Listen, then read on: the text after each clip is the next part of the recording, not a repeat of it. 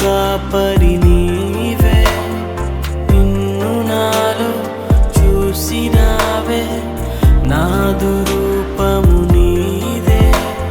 నీవు నన్ను పిలిచినావు, నాదు కాపరి నీవే.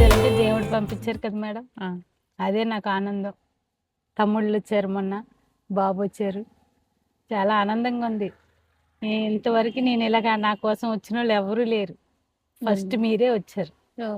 ఇలాగ వచ్చి అక్క ఎలాగుంది ఏంటి పరిస్థితి చెప్పక్క, పర్లేదు నువ్వేం జడకు అన్నారు. అలాగేనమ్మా ఉన్నది ఉన్నట్టు చెప్పమ్మా అన్నారు. నేను ఇప్పుడు చిన్నప్పటి నుంచి నేను నిజమే మాట్లాడతాను, అందుకే ఒంటరి అయిపోయాను నేను. అదే అసలు ఏంటి మీ గురించి, అసలు ఇక్కడ ఎప్పటి నుంచి ఉంటున్నారు? ఇక్కడ 25 ఏళ్ళు అవుతున్నాయమ్మా వచ్చి.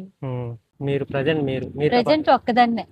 అంటే ఇప్పుడు మిమ్మల్ని వదిలిస్తారా ఏంటి? వదిలేశారు, వదిలేసి సపరేట్ గా ఉంటున్నారు. సపరేట్ గా ఉన్నారు, అంటే మిమ్మల్ని ఇంట్లోకి వచ్చినా సపరేటే. అంటే ఇప్పుడు ప్రజెంట్ మీకు తినడానికి చాలా ఇబ్బంది, చాలా కష్టం. ఇంతంత కష్టం కాదు, బియ్యం ఏంటో నాకు అర్థమైంది, అన్నం ఏంటో నాకు అర్థమైంది. సింగల్ గా ఉంటున్నారు కదా, ఇలాగా మా చెల్లి ఇలా సింగల్ గా ఉందని ఎవరు ఏం చూడరు. నీకేమి, నీకు పర్వాలేదు, నువ్వు ఎలాగైనా బతికేస్తావు. మాకులాగా ఎవరైనా ఇలాగ వచ్చేయని అడిగారా? ఎవరు రాలేదమ్మా, ఇదే ఫస్ట్ టైం మీరే వచ్చారు. మీలాగా నాకు ఎవరు ఈ లోకంలో రాలేదు. అంటే ఇప్పుడు మేము ఏంటంటే ఏదో హెల్ప్ చేసి వెళ్ళిపోయినట్టు కాదు, మేము ఒక ఫ్యామిలీ లాగా.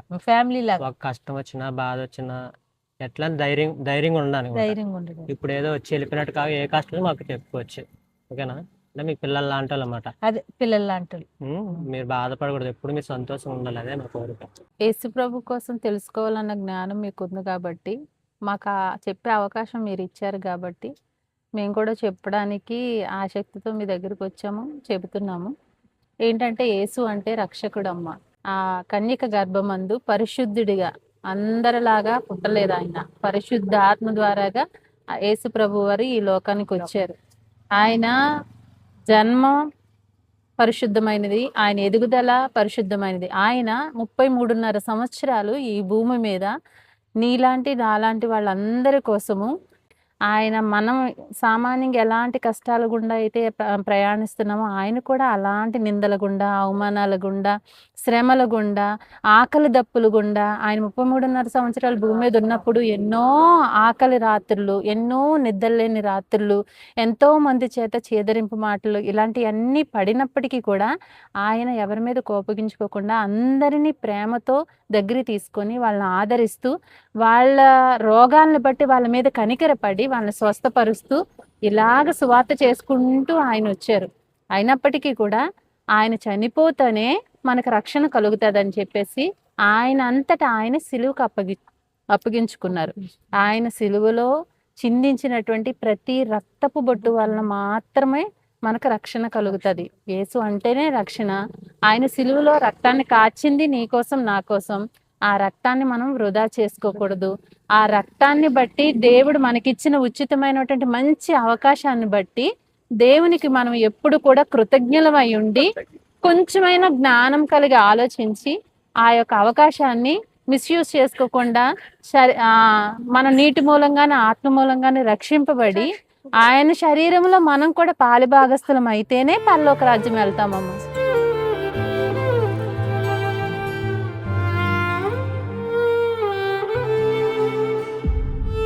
మేం ప్రేమించిన దేవుని మీరు కూడా ప్రేమించగలిగితే దేవుడు మీ జీవితంలో కూడా గొప్ప వెలుగుని, శాంతిని, నిబ్బరాన్ని దేవుడు కలుగు చేస్తాడు. నా మాటలు అర్థమవుతుందా? నిబ్బరంగా ముందు మనిషికి కావాల్సింది ఇవి నా జీవితంలో లేను చెప్తున్నారు మీరు. నాకు ఆనందంగా మనకి అంటే మేడలు మిద్దెలు మనుషులు ఉండక్కర్లా. ఈ మాటలు మీరు గుర్తుపెట్టుకొని ప్రార్థన చేయండి. మేము మీకు బైబిల్ ఇస్తాము, వాక్యం చదవండి, ధైర్యంగా ఉండండి. దేవుడు మిమ్మల్ని దీవించిన గాక. అమ్మా నమస్తే. నమస్తే సింగమ్మ గారు, మంచిగా నవ్వుతున్నారు. ఎలా ఉన్నారు ఇన్ని రోజులు? ఇన్ని రోజులు కష్టంతోనే ఉన్నాను. కష్టంతోనే ఉన్నారు. ఓకే, ఏంటి మీ కష్టాలు ఏంటి అసలు? కష్టాలు ఏంటంటే ఎప్పుడు అందరిలో ఉండాలని నాకు సరదా. ఓకే, అందరు కష్టంలో ఉండాలి, అందరు సుఖంలో ఉండాలి, నేను సంతోషంగా ఉండాలి, నేను సుఖంగా ఉండాలి. ఓకే, సంతోషం అంటే ఏంటి అర్థం? సంతోషం, డబ్బు, ఆస్తి నాకు అదేం కాదు. ఆనందంతో అందరూ నాతో మాట్లాడుతుంటే నాకు అదే సంతోషం.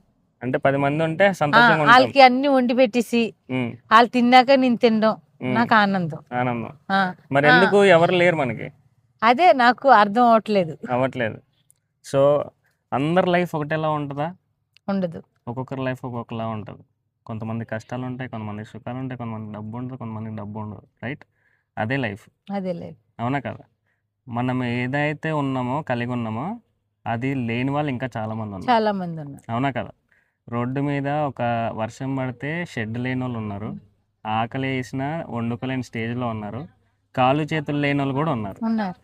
వాళ్ళు రోజంతా ఎలా చేస్తున్నారు, ఎలా బతుకుతున్నారు అంటారు? అది దేవుడు చూస్తున్నారు వాళ్ళకి. దేవుడు చూస్తున్నాడు. మరి నిన్ను నన్ను చూడట్లేదా దేవుడు? చాలా మీకు feel చుట్టుపక్కల ఎవరు లేరా? ఉన్నారు. ప్రేమ దొరకట్లేదు మీకు? ప్రేమ దొరకట్లేదు మెయిన్. మీ బిడ్డలు లాంటి వాళ్ళం. అవును. అర్థమవుతుందా? ఇలాంటి విషయం ఒకటి తెలిసిన తర్వాత మీ దగ్గరకు వచ్చి మీతో మాట్లాడిన తర్వాత మీ పరిస్థితి మాకు అర్థమైంది. సో మీకు దేవుడి గురించి తెలుసు, కొద్దిగా తెలుసు. తెలియదు నాకు.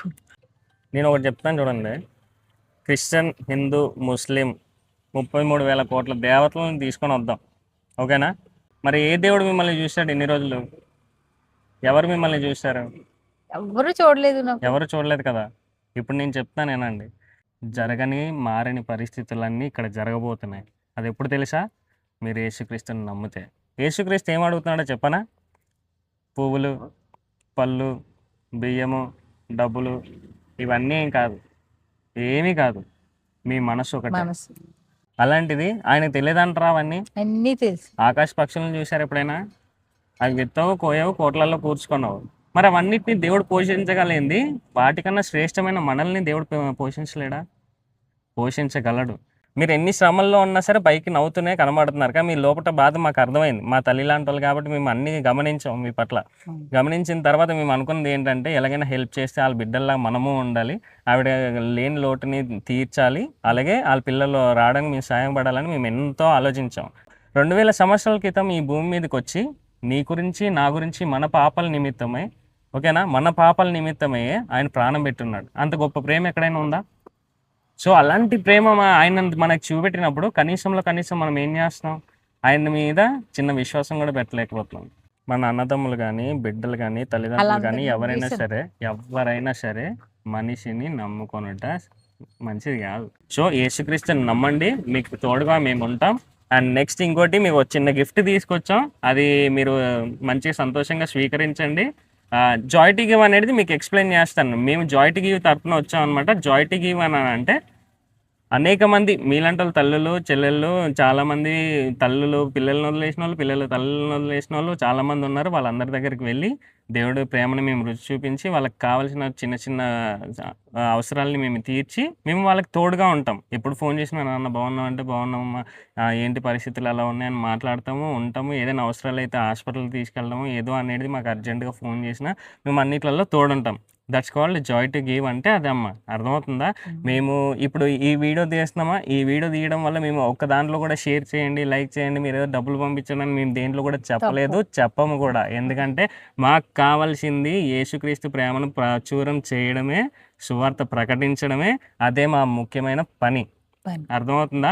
అలాగే మనం అందరం మనుషులం కాబట్టి మనం అందరం ప్రేమ ఐక్యతలు కలిగి బ్రతకడం అనేది ఇంపార్టెంట్. ఓకేనా? మీకు చిన్న గిఫ్ట్ తీసుకొచ్చాము, అది చూడండి, మీకు సంతోషం అయితే స్వీకరించండి హ్యాపీగా. అది ఏంటనేది మీరు చూసి మీ అభిప్రాయం మాకు చెప్పాలి, ఓకేనా? మేము చెప్పినవి ఏమైనా తప్పులు ఉన్నాయా? లేదు.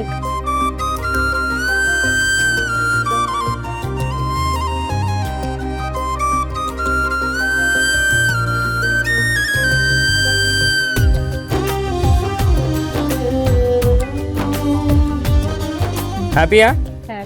దేవుడిచ్చిన కానుక హ్యాపీయే. మీ అందరికి తెచ్చినందుకు మీకు కూడా థ్యాంక్ యూ చెప్పుకోవాలి. ఓకే. దేవుడిచ్చింది అందాలి కదా, అందరికి అందుతుందా? మీరు అందించారు, మీకే కృతజ్ఞతలు. ముందు దేవుడిచ్చిన ఫలాన్ని తెచ్చినందుకు మీకు ధన్యవాదాలు చెప్పాలి. ఓకే, మీరు ఈ ఫుడ్ తోటి మంచిగా తిని ఆరోగ్యంగా ఉండాలి, ఓకేనా? మీరు ఎక్కువ కష్టపడి ఎక్కువ స్టెయిన్ తీసుకొని ఎక్కువ టెన్షన్స్ అనేది పెట్టుకోకూడదు. మీరు హ్యాపీగా ఉండడం మాకు కూడా కావాలి, ఓకే? సరేనా? అవును. మీ పిల్లల కోసం అడగడానికి కూడా కారణం ఏంటి? ప్రేమ. మీ పిల్లలు అంటే అలాగే మనం కూడా ఆయనకి పిల్లలం కాబట్టి ఆయన ఇస్తాడు. మనం ఇప్పుడు మీకు ఇస్తాడు. ఇదేంటిది? ఆయన మీకు ఉన్నంత వరకు నేను చేసింది ఏం గొప్ప విషయం ఏం కాదు. ఇది వచ్చిందన్నా ఆయన మాలో ఆ ప్రేమను ఇచ్చాడు కాబట్టి మనం ప్రేమ కలిగి ఉండాలనే ఇచ్చాం అంతే.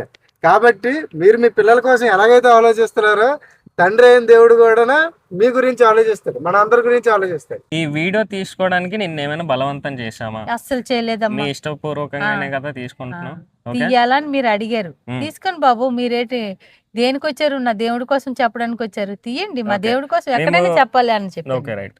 మేము ఫోర్స్ గా మిమ్మల్ని ఏమైనా బలవంతంగా యేసుక్రీస్తులకు మారండి ఉండండి అని చెప్తున్నాం? చెప్పట్లేదు, మీ ఇష్టం అమ్మా, మీకు నచ్చితే మీ మనసుకు నచ్చితేనే అవ్వమ్మా, లేకపోతే మేము బలవంతం చేయలేదు. 2 పడవల మీద మట్టుకు అడిగేకు, అవతల ఆ దేవుడైనా ఇవతల మా యేసైనైనా అంతే అన్నారు తప్ప. మేము యేసుక్రీస్తు ప్రేమను రుచి చూపించడం తప్ప వేరే దేవుళ్ళని గానీ ఎవరినైనా కించపరిచామా? కించపరచలేదు. ఓకే. స్తోత్ర మహాపరిశుద్ధుడా, ప్రేమ నమ్మకం కలిగిన మా తండ్రి, నీకు వందనాలు, స్తోత్రాలు, స్తుతులు చెల్లించుకుంటున్నాం ప్రభువా. నాయన సింగం గారి దగ్గరికి నాయన ఈ దినాన్ని తమ్ముళ్ళతో నన్ను కూడా నడిపించినందుకు నీ కృతజ్ఞతలు కృతజ్ఞతలు కృతజ్ఞతలు చెల్లిస్తున్నాను ప్రవ్వా.